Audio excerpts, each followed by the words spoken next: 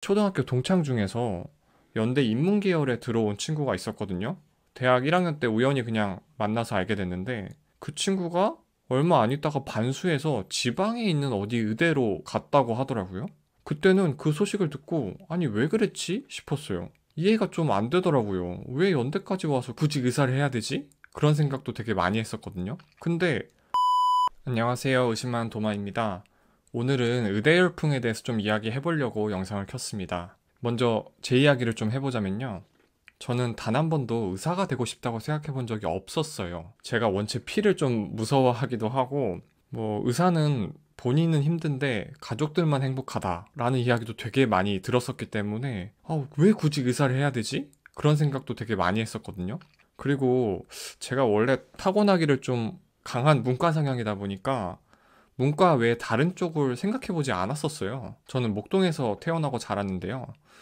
이 동네가 워낙 교육열이 세기도 하고 또 그 안에서 살아남으려고 또 치열하게 공부도 하다 보니까 고3 때 수시로 연세대 교육학과에 합격을 했어요. 대학에서 적성에 맞는 공부를 하다 보니까 되게 즐겁더라고요. 그 덕분에 저는 단 한 번도 서울대로의 반수라던가 다른 곳으로의 편입 이런 거는 생각해보지 않았었어요. 근데 그때 초등학교 동창 중에서 연대 인문계열에 들어온 친구가 있었거든요.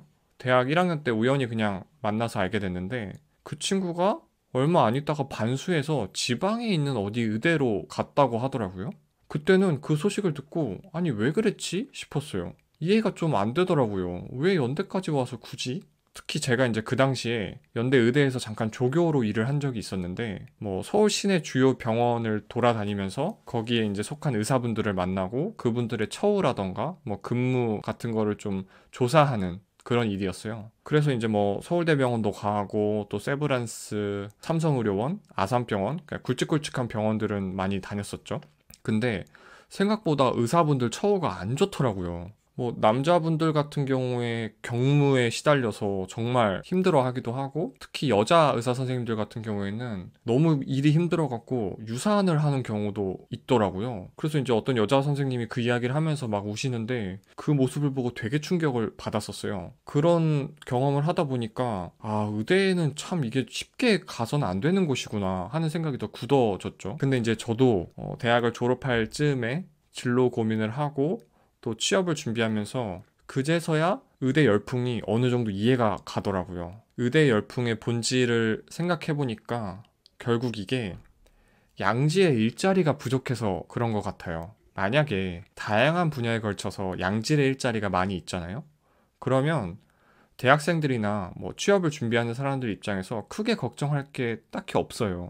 8, 90년대에 한국 경제가 고도성장기에 있을 때 일단 졸업을 하기만 하면 어디든 들어갈 수 있었어요. 그리고 조금 노력하면은 양질의 일자리를 얻을 수 있었어요. 근데 우리나라도 이제 시간이 지나면서 경제 성장이 둔화되고 또 성장 동력도 좀 줄어든 상황이잖아요. 그러다 보니까 다른 여타 선진국들에 비해서는 양질의 일자리가 그렇게 많은 것 같지 않아요. 특히 한번 실패할 경우에 일어서기가 참 어려운 사회잖아요. 경쟁도 굉장히 치열하고.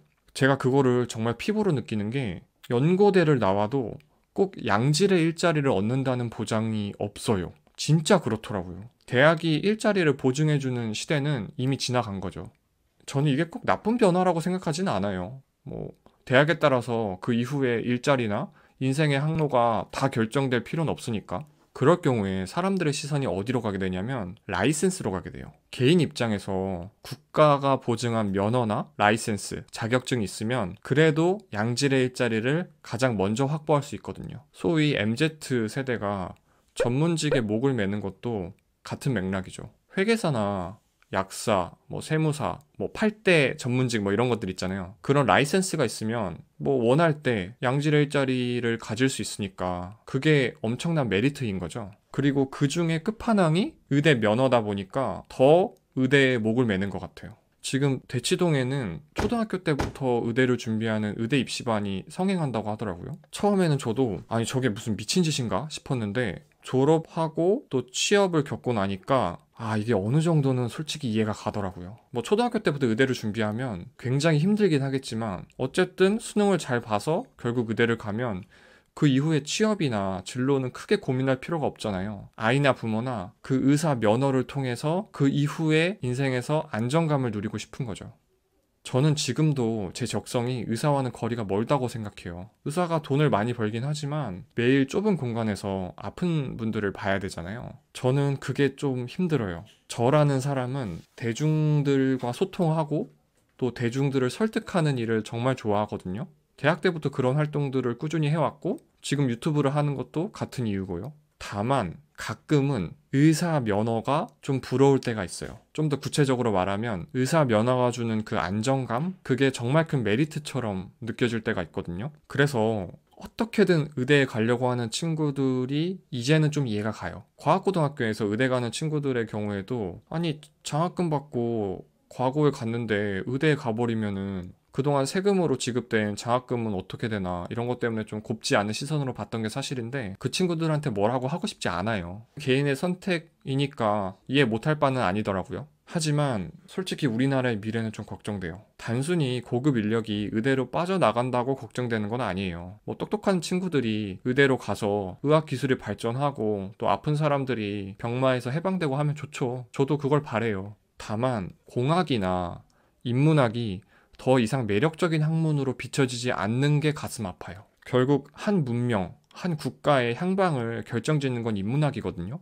그리고 그거를 실제 현실에서 실현시키는 거는 공학이에요. 근데 최상위권 친구들이 이 두 개 학문에 예전만큼 매력을 느끼지 못하는 게 참 안타까워요. 뭐 그렇다고 강제로 바꿀 수 있는 부분도 아니고 결국 저는 이것도 시간이 필요한 문제 같아요. 미국의 경우에는 뭐 거기도 의대를 선호하는 현상이 분명히 있긴 하지만 지금 우리나라만큼 그렇게 의대로의 쏠림 현상은 아니거든요. 그 이유를 곰곰이 생각해보면 결국 경쟁력을 갖춘 양질의 기업이 많기 때문에 그런 것 같아요. 뭐 테슬라나 마이크로소프트나 또 엔비디아나 유수의 미국 대기업들이 많잖아요. 그리고 우리가 이름은 알지 못하더라도 많은 스타트업 기업들이 생겨서 또 커지고 발전하고 하면서 또 많은 미국 국민들에게 양질의 일자리를 제공하고 있어요. 그러다 보니까 미국 국민들 입장에서는 굳이 전문직을 갖지 않아도 어느 정도 능력과 전문성을 쌓으면 충분히 한 사회에서 자아 실현을 하고 부족하지 않게 먹고 살 수 있는 거죠. 그래서 우리나라도 어쨌든 그런 양질의 일자리가 좀 많아지면은